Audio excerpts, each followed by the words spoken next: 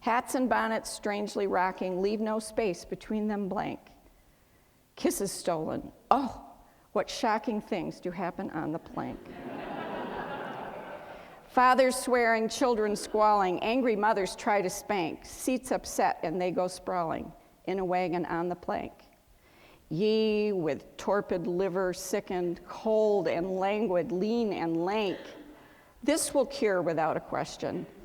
Take one ride upon the plank. That's the end of my presentation. Thank you very much.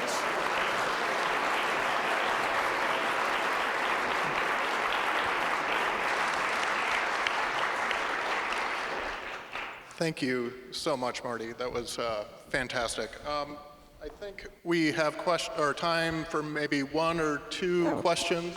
Start right here. My second great-grandpa rode on the plank road, or the stagecoach, from Kalamazoo to Grand Rapids. And according to his granddaughter, my great aunt, the end of the line was at Division and Cherry. And when they got out of the stagecoach, the driver had frozen to death. The driver. Did you ever run across that story in your research? Okay. This is why my presentations keep getting longer and longer. Yeah. Thank you. Real curious, how wide were the planks? 16 feet wide if they followed the charter law, which they probably did. That impressionist painting, beginning of your presentation, do we know who the artist is?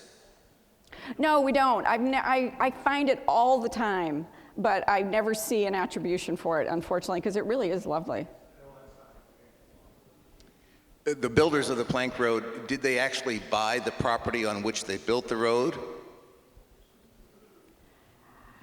All I know is that they secured rights of way. So I suppose they probably had to pay for some of those. You know, a lot of the area didn't belong to anybody except probably the federal government or the state at that point, and the state was happy to have them do that. So it was a lot easier than it would be today.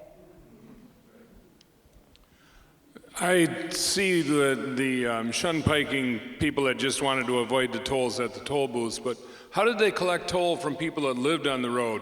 Or did they collect toll if you were just going down to your neighbors or hauling freight or whatever? Yeah, I don't think it's possible that they could be charged.